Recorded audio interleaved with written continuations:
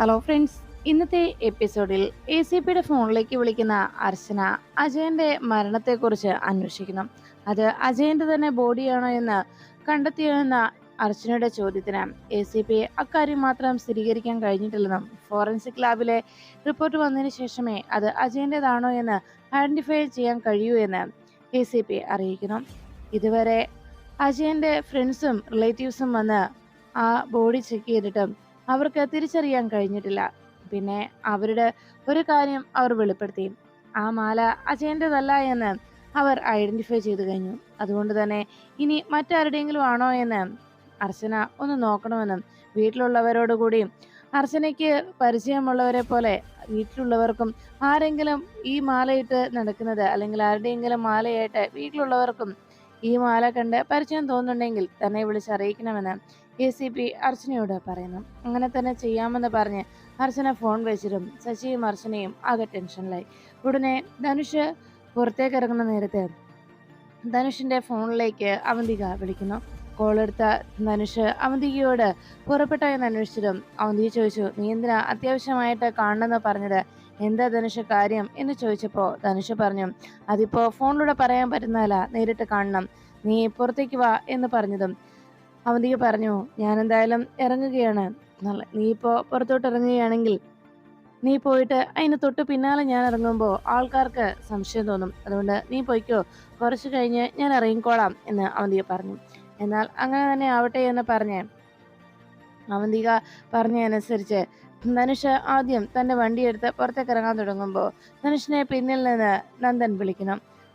ധനുഷ് എങ്ങോട്ടാ എന്ന് നന്ദൻ ചോദിച്ചതും ധനുഷ് പറഞ്ഞു, ഞാൻ അത്യാവശ്യമായിട്ട് ഒന്ന് പുറത്തേക്ക് ഇറങ്ങുകയാണ്. അപ്പോഴേക്കും നന്ദനും പറഞ്ഞു, ഞാനും പുറത്തിറങ്ങാനായിട്ട് വന്നതാ, അപ്പോൾ അങ്ങനെയാണെങ്കിൽ നമുക്ക് ഒന്നിച്ചു പോകാമല്ലോ എന്ന് നന്ദൻ ചോദിച്ചതും ധനുഷ് പറഞ്ഞു, അയ്യോ സർ, ഞാൻ തിരിച്ച് എൻ്റെ വീട്ടിലൊന്ന് പോയിട്ടേ വരികയുള്ളൂ എന്ന് പറഞ്ഞപ്പോൾ നന്ദൻ പറഞ്ഞു, എന്നാൽ ശരി, ധനുഷ് പൊയ്ക്കോ, ഞാൻ എൻ്റെ വണ്ടി എടുത്തോളാം എന്ന് പറഞ്ഞ് നന്ദൻ തൻ്റെ വണ്ടിയും എടുത്തോടുന്ന് അവിടുന്ന് പുറപ്പെട്ടു.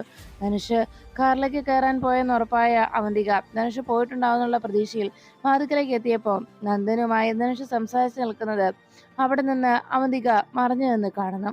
തൽക്കാലം താൻ പുറത്തേക്ക് പോകുന്നത് നന്ദൻ കാണണ്ട എന്ന ചിന്താഗതിയിൽ അവന്തിക അവിടെ മറിഞ്ഞു നിൽക്കുമ്പോൾ കിച്ചണിൽ നിന്ന് ഹാളിലേക്ക് വന്ന അർച്ചന അവന്തിക അവിടെ നിന്ന് ആരെയും ഒളിഞ്ഞു നോക്കുന്നത് കാണാനിടയായി. അതാരാണ്, എന്തായിരിക്കും കാര്യമെന്ന് മനസ്സിലായ അർച്ചന അവന്തികയുടെ നീക്കങ്ങൾ ഒന്ന് മറിഞ്ഞു നിന്ന് അർച്ചനയും വീക്ഷിച്ചു.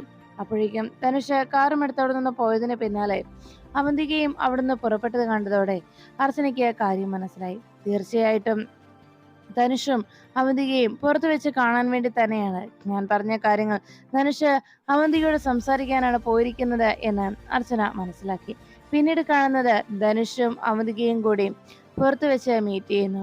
ധനുഷിനോട് അവന്തിക ചോദിച്ചു, എന്താ കാര്യം, നീ എന്തിനാ എന്നെ കാണുന്നത് പറഞ്ഞത് എന്ന് ചോദിച്ചപ്പോ അവന്തികയോട് ധനുഷ് പറഞ്ഞു, അത് ആ അർച്ചന എൻ്റെ അടുത്ത് വന്നിരുന്നു, അജയന്റെ മരണവുമായി ബന്ധപ്പെട്ട് എന്തൊക്കെയോ സംശയങ്ങൾ പോലീസിനുണ്ടെന്നും അജയന്റെ ബോഡി കണ്ടെത്തിയിട്ടുണ്ടെന്നുമാണ് അവന്തിക അർച്ചന എന്നോട് പറഞ്ഞത്. എന്റെ കഴുത്തിലെ മാല അജയന്റെ ബോഡിയിൽ നിന്ന് പോലീസിന് കിട്ടി. എന്നാൽ അത് എന്റേതാണെന്ന കാര്യത്തിൽ അർച്ചനയ്ക്ക് യാതൊരു സംശയം ഉണ്ടായിരുന്നു. എന്നാൽ അത് ഞാൻ തന്നെ എന്റെ മാലയാണ് എന്ന് അർച്ചനയ്ക്ക് വെളിപ്പെടുത്തി കൊടുക്കും വിധത്തിൽ എന്റെ അടുത്ത് വന്ന് അയാൾ ഒരു നാടകം നടത്തി. അങ്ങനെ അർച്ചനയുടെ വലയിൽ ഞാൻ വീഴുകയും ചെയ്തു എന്ന് അവന്തികയോട് ധനുഷ് പറഞ്ഞു. ഇത് കേട്ടതും അവന്തിക ചോദിച്ചു, അപ്പോ നീയെല്ലാം തുറന്നു പറഞ്ഞിട്ടുണ്ടാവുമല്ലോ അല്ലേ എന്ന് ചോദിച്ചപ്പോ ധനുഷ് പറഞ്ഞു, എല്ലാം അവൾ എന്നെ കൊണ്ട് പറയിക്കുക ചെയ്ത്, സത്യത്തിൽ അവളൊരു ട്രാപ്പിലൂടെയാ എന്നെ കുടുക്കിയതെന്ന് പറഞ്ഞപ്പോ അവന്തിക ചോദിച്ചു, പിന്നെ നീ എന്തിനാ എന്നെ ഇപ്പൊ കാണണമെന്ന് പറഞ്ഞത് എന്ന് ചോദിച്ചപ്പോ അവന്തികയോട് ധനുഷ് പറഞ്ഞു, ഇവിടെ ഇങ്ങനെ ഒരു പ്രശ്നം ഉണ്ടായപ്പോ എന്നോട് അവൾ ആവശ്യപ്പെട്ടിരിക്കുന്നത് 48 മണിക്കൂറിനുള്ളിൽ ഞാൻ ഈ നാട് വിട്ടു പോകണമെന്നാണ്, സ്നേഹമായിട്ടുള്ള വിവാഹത്തിൽ നിന്ന് പിന്മാറണമെന്നും. അത് കേട്ടതും അവന്തിക ചോദിച്ചു, അതിന് അവൾ പറഞ്ഞ കാര്യം എന്താ, രക്ഷപ്പെടാൻ നിനക്ക് പറഞ്ഞു തന്ന മാർഗം അവൾ ആവശ്യപ്പെട്ടത് എന്താ എന്ന് ചോദിച്ചപ്പോ ധനുഷ് പറഞ്ഞു, ഞാൻ ഈ നാട് വിട്ട് പോകണമെന്നാണ് അവളുടെ ആവശ്യം. അത് കേട്ടതും അവന്തിക പറഞ്ഞു, അങ്ങനെയെങ്കിൽ അത് ചെയ്താൽ മതിയല്ലോ എന്ന് ചോദിച്ചപ്പോ ധനുഷ് ചോദിച്ചു, അപ്പോ ഞാൻ ഈ നാട് വിട്ടു പോകണമെന്നാണോ നീയും പറയുന്നത് എന്ന് ധനുഷ് അവന്തികയോട് അന്വേഷിച്ചതും അവന്തിക അതേ എന്ന് ശരിവെച്ചു. അപ്പോഴേക്കും ധനുഷ് പറഞ്ഞു, എന്നാലേ എന്നെ ഇവിടെ നിന്ന് പറഞ്ഞയക്കുന്നത് കൊണ്ട് ദോഷമാകാൻ പോകുന്നത് നിനക്കാണ് അവന്തികയെ എന്ന് അവന്തികയോട് ധനുഷ് അറിയിച്ചു. അത് നീ ഒറ്റയ്ക്കായി പോവുകയും ചെയ്യും. നിന്നെ ഒറ്റയ്ക്ക് കിട്ടിക്കഴിഞ്ഞാൽ അർച്ചന പിന്നെ എന്താ ചെയ്യുക എന്ന് നമുക്ക് ഊഹിക്കാവുന്നതിലും അപ്പുറമായിരിക്കുമെന്ന് ധനുഷ് അറിയിച്ചതും അവന്തിക പറഞ്ഞു, ഇത്രയും നാളും ഈ അവന്തിക തനിച്ചായിരുന്നു. ഇനിയിപ്പോ ആരുടെയും കൂട്ട് വേണമെന്നില്ല. ഇത്രയും നാളും തനിച്ച് ഞാൻ പോരാടി എന്റെ ലക്ഷ്യത്തിന് വേണ്ടി, എന്റെ പക വീട്ടാനായിട്ട്. അത് ഇനി എനിക്ക് സാധ്യമാകുമെന്ന് അവന്തിക പറയുമ്പോൾ ധനുഷ് പറഞ്ഞു, ഒരിക്കലുമില്ല അവന്തിക, അത് നിന്റെ തെറ്റിദ്ധാരണ മാത്രമാണ്. നീ ഒറ്റപ്പെട്ടു പോകുന്നത്, ഞാൻ ഈ നാട് വിട്ടു പോയാൽ അത് നിനക്ക് തന്നെയാണ് ദോഷമാവുന്നത്. നീ ഒറ്റപ്പെട്ടു പോവുക എന്ന് തന്നെയാണ് അതിന് കാരണം. എന്നെ ഇവിടെ നിന്ന് പറഞ്ഞയച്ചു കഴിഞ്ഞാൽ പിന്നെ അവൾക്ക് നിന്നെ തനിച്ച് വേട്ടയാടാം. അതാണ് അവളുടെ ഉദ്ദേശം. അല്ല എങ്കിൽ നീ തന്നെ ഒന്ന് ആലോചിച്ച് നോക്ക്. ഇത്രയേറെ തെളിവുകൾ ഉണ്ടായിട്ടും ഞാൻ അവളുടെ മുന്നിൽ അത് സമ്മതിച്ചു നിൽക്കുന്ന ഈ സമയത്ത് അവൾക്ക് ACPയോട് കാര്യങ്ങൾ പറഞ്ഞ് അവളുടെ കൂട്ടുകാരിയായ കളക്ടർ മുഖേന അവൾക്ക് എന്നെ അറസ്റ്റ് ചെയ്ത് ലോക്കപ്പിലാക്കാമായിരുന്നു. അതെ, ഒരു കാര്യം കൂടി മനസ്സിലാക്കണം. അവൾ അങ്ങനെ ഒരു നീക്കം നടത്താത്തതിന് പിന്നിലുള്ള കാരണം എന്താണെന്ന് നീ ഒന്ന് ആലോചിച്ച് നോക്ക്. ഞാൻ ഈ നാട് വിട്ടു പോയി കഴിഞ്ഞാൽ പിന്നെ നിന്നെ അവളുടെ കയ്യിൽ തനിച്ച് കിട്ടുമ്പോൾ അവൾ പിന്നെ ഏത് രീതിയിലാണ് നിന്നോട് പ്രതികാരം വീട്ടുക എന്ന് നമുക്ക് ചിന്തിക്കാവുന്നതിലും അപ്പുറമായിരിക്കും എന്ന് ധനുഷ് അവന്തികയോട് അറിയിച്ചു. എല്ലാം കേട്ട് കഴിയുമ്പോൾ അവന്തിക അല്പനേരം അങ്ങനെ നിൽക്കുമ്പോൾ ധനുഷ് പറഞ്ഞു, നീ ഒന്ന് ആലോചിച്ച് നോക്കിക്കോ. നീ തനിച്ചായിരുന്നു എന്ന് പറഞ്ഞ് ഇത്രയും നാളും നീ നേരിട്ടതുപോലെയല്ല ഇനി നീ ആ വീട്ടിൽ നേരിടാൻ പോകുന്നത്. അതൊക്കെ പണ്ടായിരുന്നു. അന്ന് നിന്റെ ഭർത്താവ് നിന്റെ ഒപ്പം ഉണ്ടായിരുന്നില്ല. ഭർത്താവിനെ നഷ്ടമായ വിരഹത്തിൽ കഴിയുന്ന പാവം കുട്ടി, അല്ലെങ്കിൽ അങ്ങനെ തന്റെ മകനെ കാണാത്തതിന്റെ വ്യഥയിൽ ജീവിക്കുന്ന തന്റെ മൂത്ത മരുമകൾ എന്നൊരു ധാരണ, അങ്ങനെ ഒരു സോഫ്റ്റ് കോർണർ സേതുമാധവന് നിന്നോടുണ്ടായിരുന്നു. അന്ന് നീ പറയുന്ന എന്തും വിശ്വസിക്കുകയും അതെല്ലാം അപ്പാടെ മനസ്സിലാക്കി അല്ലെങ്കിൽ അതിനെ തന്നെ അനുസരണയോടെ ചെയ്യുകയും ചെയ്തിരുന്ന സേതുമാധവൻ. എന്നാൽ ഇപ്പോഴത്തെ സ്ഥിതി അങ്ങനെയല്ല. നിന്റെ ഭർത്താവ് നിന്റെ ഒപ്പമുണ്ട്. അതുപോലെ തന്നെ സ്വന്തം അമ്മയുടെ സ്ഥാനത്ത് നിന്ന് തങ്ങളെ വളർത്തിയ ഏടത്തിയമ്മയെ അമ്മയായി തന്നെ കണ്ടുകൊണ്ട് അങ്ങനെ വിശ്വസിച്ച് ഏടത്തിയെ സ്നേഹിച്ചിരുന്നവരായിരുന്നു സച്ചിയും സന്ദീപും. എന്നാൽ ഇപ്പോഴത്തെ സ്ഥിതി അതല്ല നീ ഓർക്കണം. അങ്ങനെ വന്നു കഴിഞ്ഞാൽ സത്യത്തിൽ ആ വീട്ടിൽ ഒരു ചെറുവിരൽ അനക്കാൻ ആരുടെയും സഹായമില്ലാതെ നിനക്ക് സാധിക്കില്ല. എന്തിനേറെ പറയുന്നു, സ്വന്തം കൂടപ്പുറപ്പായ അനഘ പോലും ഇപ്പോ നിനക്കൊപ്പം ഇല്ല. ഈ സാഹചര്യത്തിൽ നീ തനിച്ച് അവിടെ എന്ത് ചെയ്യുമെന്നാണ് നീ പറയുന്നത്? നീ കരുതുന്ന പോലെ നിനക്ക് അവിടെ നിന്നുകൊണ്ട് ഒറ്റയ്ക്ക് ഒന്നും തന്നെ ചെയ്യാനാവില്ല എന്നതാണ് സത്യം. നീ തനിച്ചവിടെ എന്തെങ്കിലും ചെയ്യാനായി ശ്രമിച്ചാൽ തന്നെ അത് നിന്റെ പരാജയമായി തീരുകയും ചെയ്യും. അതുകൊണ്ട് തന്നെ അവന്തികയെ, എനിക്കൊന്നേ നിന്നോട് പറയാനുള്ളൂ. ഈ പ്രശ്നങ്ങളൊക്കെ ഇല്ലാതാകണമെന്നുണ്ടെങ്കിൽ, നിന്റെയും എന്റെയും ഒക്കെ സ്വപ്നം നേടിയെടുക്കണമെന്നുണ്ടെങ്കിൽ, നമ്മുടെ ലക്ഷ്യത്തില് നമുക്ക് എത്തിച്ചേരണമെന്നുണ്ടെങ്കിൽ നീ ഞാൻ പറയുന്നത് പോലെ എന്റെ ഒപ്പം നിൽക്കുക തന്നെ വേണം. അതിന് ഒറ്റയൊരു കാര്യം മാത്രമേ ഉള്ളൂ. അർച്ചന എനിക്ക് നൽകിയിരിക്കുന്ന ഈ 48 മണിക്കൂർ എന്ന് പറയുന്ന ആ നിബന്ധന, അതിനു മുൻപ് എന്റെ ഈ സ്നേഹയുടെയും വിവാഹം നടക്കണം. അതിനെന്താണ് വഴിയെന്നാണ് നീ ആലോചിക്കേണ്ടത്.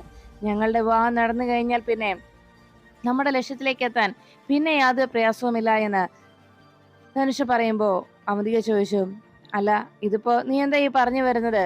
നിനക്ക് ഇത്രയേറെ പ്രശ്നങ്ങൾ ഉണ്ടായിട്ടും നീ പറയുന്നത് സ്നേഹമായിട്ടുള്ള നിന്റെ വിവാഹം നടക്കണമെന്നാണല്ലോ പറയുന്നത്. നിനക്കെന്താ എന്നെ കൊണ്ടൊന്നും പറയിക്കല്ലേ എന്ന് പറഞ്ഞ് അവന്തിക ധനുഷ് നോക്കി ദേഷ്യത്തോടെ പറയുന്നത് കേട്ട് ധനുഷ് പറഞ്ഞു, അവന്തികെ, ഞാൻ ഈ പറയുന്നതിന്റെ കാരണം എന്താന്ന് നീ ഒന്ന് മനസ്സിലാക്കണം. ഞാൻ അവൻ സ്നേഹയെ വിവാഹം കഴിക്കാൻ പോകുന്നു എന്ന് പറഞ്ഞത് നീ കരുതുന്ന പോലെ മറ്റൊരു ഉദ്ദേശവുമല്ല എന്റെ മനസ്സിൽ. മറിച്ച് ഞാൻ സ്നേഹയെ വിവാഹം കഴിക്കണം നിന്നോട് നിർബന്ധം പിടിക്കുന്നത്, ഞങ്ങളുടെ വിവാഹം കഴിഞ്ഞു കഴിഞ്ഞാൽ ഈ 48 മണിക്കൂറിനുള്ളിൽ ഞങ്ങളുടെ വിവാഹം നടന്നു കിട്ടിയാൽ പിന്നെ ഞാൻ ആ കുടുംബത്തിലെ അംഗമാകും. ഇപ്പോ നമുക്ക് മുന്നിൽ നിൽക്കുന്നത് അജയന്റെ മരണമാണ്. നീ ഒരു കാര്യം മനസ്സിലാക്കണം അവന്തികെ, അജയന്റെ മരണത്തിലെ 1-ാം പ്രതി നീയും ഞാൻ 2-ാം പ്രതിയുമാണ്. അതുകൊണ്ട് കേസ് അന്വേഷണം മുന്നോട്ട് പോയി കഴിഞ്ഞാൽ നീയാണ്, ഞാൻ ഈ നാട്ടിൽ നിന്ന് പോയാൽ നീ തന്നെയാകും ആ കേസിലെ പ്രതി. അർച്ചന നിന്നെ നിസ്സാരമായി കൊടുക്കുകയും ചെയ്യും. എന്നാൽ ഞാനും നിന്റെ ഒപ്പം നിന്ന് കഴിഞ്ഞാൽ, സ്നേഹയുമായിട്ടുള്ള എന്റെ വിവാഹം നടന്നു കഴിഞ്ഞാൽ പിന്നെ ഒരു കാരണവശാലും അവൾക്ക് എനിക്കെതിരെ ഒരു ചെറുവിരൽ പോലും അനക്കാനാവില്ല. ഞാൻ ആ കുടുംബത്തിലെ അംഗമായി തീരുകയും ചെയ്യും. പിന്നെ നമ്മൾ രണ്ടുപേരും ചേർന്നായിരിക്കും ആ കുടുംബത്തിൽ പ്രശ്നങ്ങൾ സൃഷ്ടിക്കുന്നത്. സ്നേഹയുൾപ്പെടെ ആ കുടുംബത്തിലുള്ള എല്ലാവരെയും നമ്മൾ തന്നെ കൊന്നു തള്ളും. അവസാനം നിന്റെ ആഗ്രഹം പൂർത്തിയാക്കാനായിട്ട് ആ അർച്ചനയുടെ മരണം നിന്റെ കൈകൾ കൊണ്ട് തന്നെ ഞാൻ നടത്തി തരും. നിനക്ക് തന്നെ അവളെ ഇല്ലാതാക്കാം. അങ്ങനെ സ്നേഹയുടെയും ആ കുടുംബത്തുള്ളവരുടെയും എല്ലാം കഴുത്ത് ഞെരിച്ച് നമ്മൾ അവരെ എല്ലാവരെയും കാലപുരിക്കയക്കും. നിന്റെയും എന്റെയും പകപോക്കുകയും നമ്മുടെ രണ്ടുപേരുടെയും ലക്ഷ്യം നേടുകയും ചെയ്യും. അതുമാത്രമല്ല, ഒരു കാര്യം കൂടി നീ മനസ്സിലാക്കണം. അങ്ങനെ ഒരു പകപോക്കൽ നമ്മൾ നടത്തുമ്പോൾ അവന്തികയുടെ ഭർത്താവായി ഞാൻ നിന്റെ ഒപ്പം ഉണ്ടാകും. അന്നും ഇന്നും എന്നും എന്റെ മനസ്സിൽ നീ മാത്രമേ ഉള്ളൂ.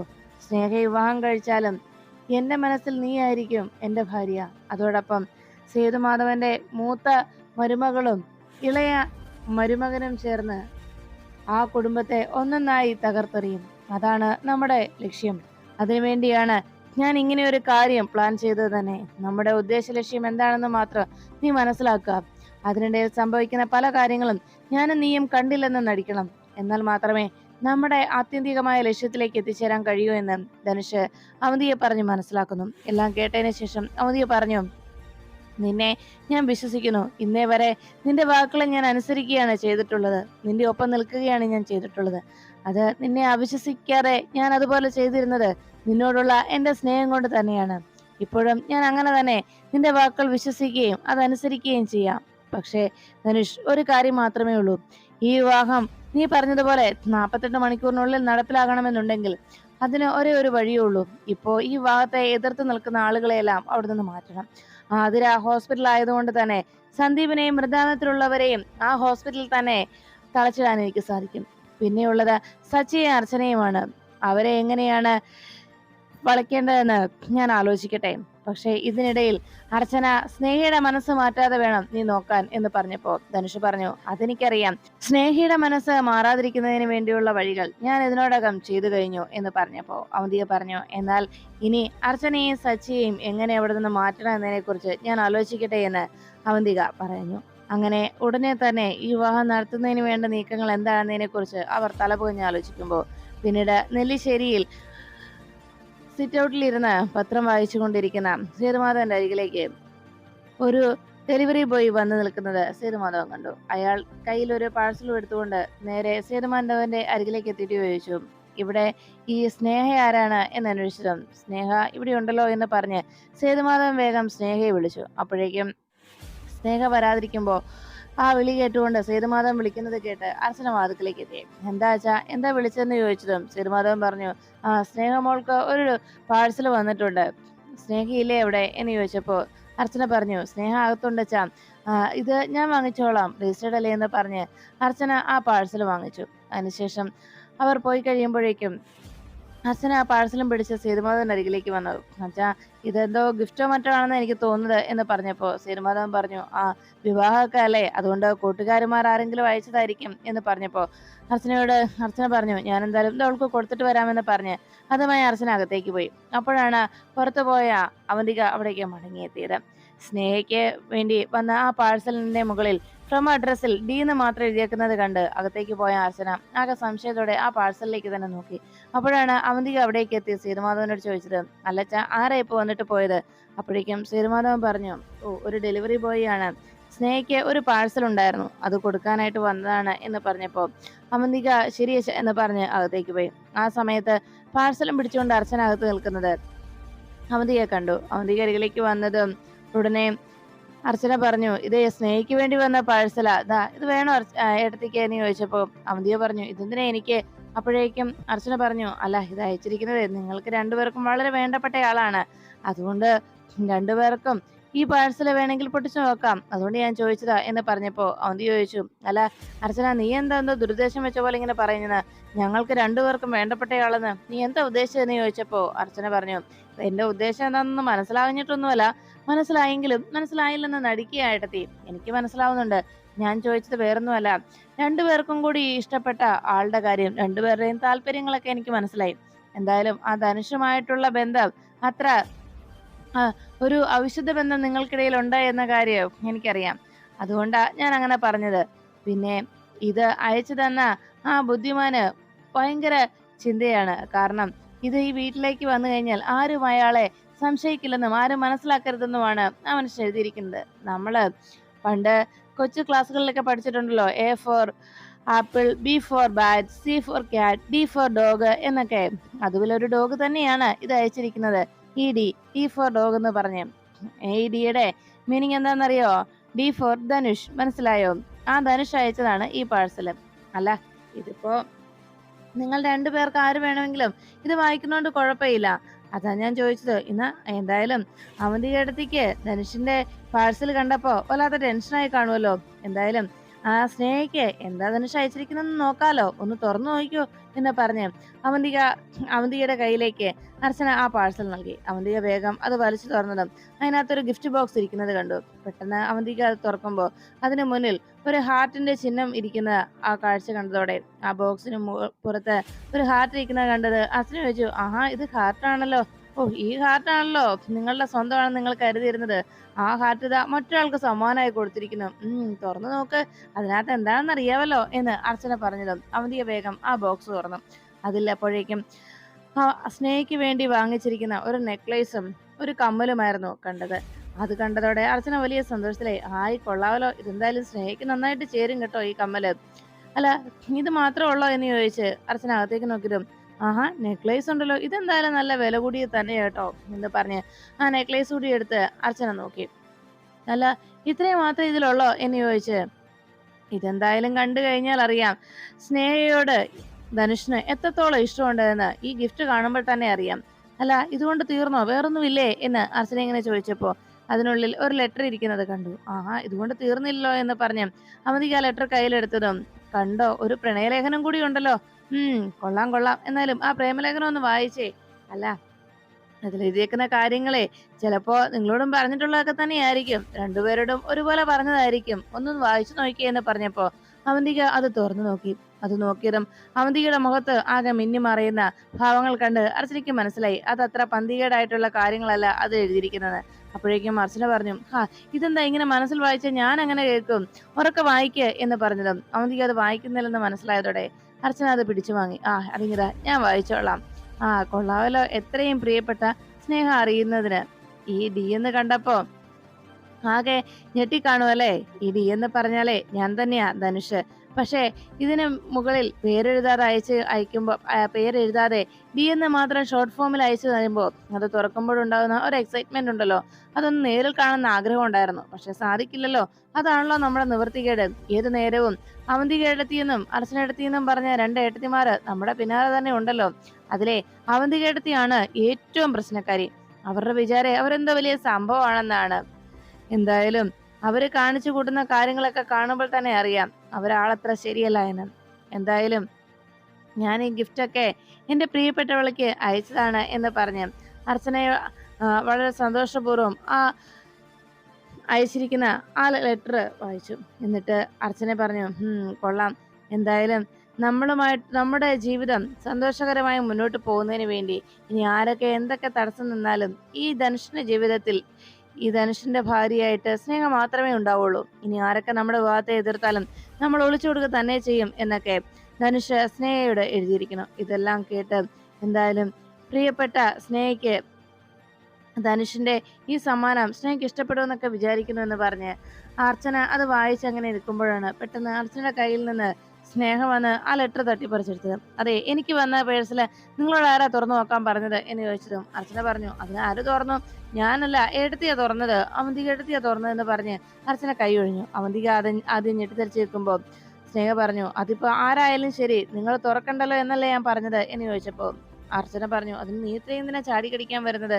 അല്ല, നിന്റെ പേരിൽ ഇവിടെ എ എന്നും ഡി എന്നും ഒക്കെ പറഞ്ഞ് ഇങ്ങനെ ഷോർട്ട് ഫോമിൽ ആരയച്ചാലും ABCD എന്നൊക്കെ പറഞ്ഞ് അയച്ചു കഴിഞ്ഞാൽ അത് ഞങ്ങൾ എന്തായാലും തുറന്നു നോക്കിയിട്ടേ നിനക്ക് തരൂ. അക്കാര്യത്തിൽ യാതൊരു സംശയവുമില്ല എന്ന് അർച്ചന സ്നേഹയോട് പറഞ്ഞു. സ്നേഹ അതൊട്ടും ഇഷ്ടപ്പെടാതെ അങ്ങനെ നിൽക്കുമ്പോൾ ഉടനെ അവന്തിക തന്റെ കയ്യിലിരുന്ന ആ ബോക്സും പിടിച്ച് അങ്ങനെ നിൽക്കുന്നത് കണ്ട് അർച്ചന പറഞ്ഞു, ഇത് കണ്ടില്ലേ, നിനക്ക് വന്ന സമ്മാനമാ, നിനക്ക് വന്ന ഗിഫ്റ്റാ, നോക്കിക്കോ. ഞാൻ അപ്പോഴേ പറഞ്ഞല്ലേ എടുത്തി, ഇത് തുറന്നു നോക്കണ്ട, അത് സ്നേഹയ്ക്ക് ഇഷ്ടമാവില്ല എന്ന് അവന്തികയോട് ഒന്നും അറിയാത്തതുപോലെ അർച്ചന സംസാരിച്ചു.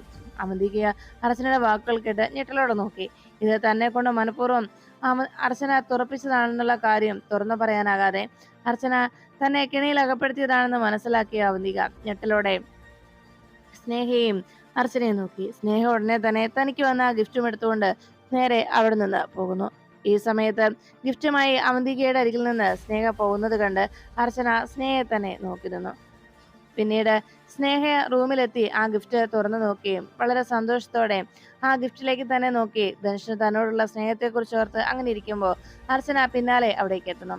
ധനുഷിന്റെ സ്വഭാവത്തെക്കുറിച്ചും ധനുഷ് ചെയ്യുന്ന പ്രവൃത്തികളെക്കുറിച്ചുമൊക്കെ എത്ര പറഞ്ഞാലും സ്നേഹയ്ക്ക് മനസ്സിലാവില്ലെന്ന് ഉറപ്പായിട്ടും അർച്ചന ധനുഷിന്റെ പുതിയ പ്രശ്നങ്ങൾ, ധനുഷുണ്ടാക്കിയ പുതിയ കേസുകളെ കുറിച്ച് അർച്ചന സ്നേഹയോട് വ്യക്തമാക്കാതെ, എന്നാൽ കുറച്ചു കാര്യങ്ങളൊക്കെ സ്നേഹയെ അറിയിക്കുന്ന രീതിയിൽ അർച്ചന സംസാരിച്ചു. എല്ലാം കേട്ട് കഴിഞ്ഞത് സ്നേഹ പറഞ്ഞു, വേണ്ട, ഇനി ആരും ഞങ്ങളെ തെറ്റിദ്ധരിപ്പിക്കാൻ നോക്കണ്ട.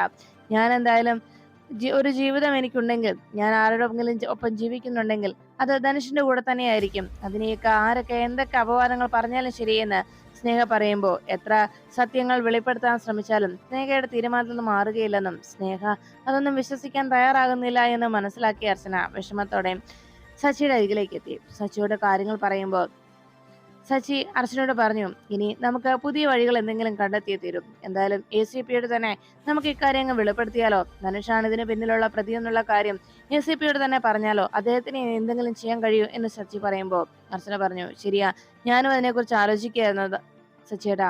അങ്ങനെ തന്നെ നമുക്ക് ചെയ്യാമെന്ന് സച്ചിയോട് അർച്ചന വാക്കു നൽകുമ്പോൾ അർച്ചനയും സച്ചിയും തമ്മിലുള്ള സംഭാഷണം അവിടുത്തെ ഔട്ട് ഹൗസിലിരിക്കുന്ന ധനുഷ് മറഞ്ഞു നിന്ന് കേൾക്കുന്നു. അർച്ചനയുടെ നീക്കത്തെ എങ്ങനെ ചെറുക്കുമെന്നതിനെ കുറിച്ച് തലപുകഞ്ഞ് ആലോചിക്കുന്നു.